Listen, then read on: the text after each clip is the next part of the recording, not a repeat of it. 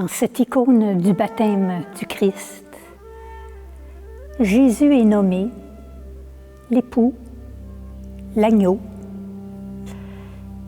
La présence trinitaire est là. Les eaux de la mort se transforment en eau de la vie. Quel grand mystère! Ici, on voit, dès le haut de l'icône, la main du Père, la colombe qui descend, les trois rayons trinitaires. Entre les rochers, une espèce de profondeur abyssale. Jésus va venir transformer ces eaux qui étaient des eaux de la mort depuis le déluge et qui deviennent des eaux de la vie par le baptême du Christ qu'il va nous conférer.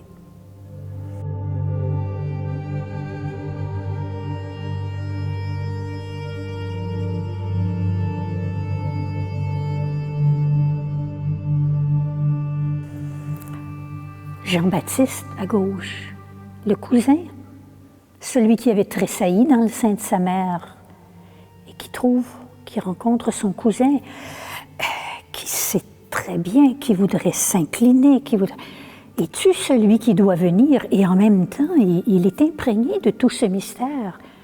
Mais non, c'est pas moi qui vais te donner le baptême, c'est toi qui devrais me le donner. Un peu comme à Pierre.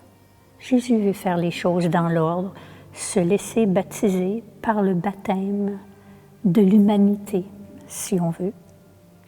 Les anges à droite, les mains couvertes, qui entrent dans ce grand mystère, et Jésus qui descend. Son petit vêtement blanc, il est tout petit. Il était tout petit à la naissance. À la transfiguration, il est flamboyant. À la résurrection, il va être éclatant. Mais ici, dans l'eau du baptême, tout petit, Jésus avance. Sa première présence, il arrive dans sa vie publique. À gauche, un sapin. Mais non, il n'y a pas de sapin en Israël. C'est un petit peu un clin d'œil de l'iconographe et de son pays d'origine, où il y a le sapin. La cognée, qui est la hache. On coupe l'arbre quand il n'a plus de vie, quand il n'a plus de vigueur. Mais ici, on voit bien la végétation dans le bas de l'icône. Une végétation qui dit qu'il y a une vie qui veut recommencer à naître, qui veut recommencer à s'épanouir. Dans ces eaux du baptême, où Jésus est plongé, où tous les chrétiens par la suite seront plongés, de l'enfant à l'adulte, peut-être par une simple symbolique de l'usage de l'eau, peut-être parfois par une plongée. La plongée qui continue quand on voyage en Terre Sainte dans le Jourdain. Jésus a sanctifié les eaux pour toujours.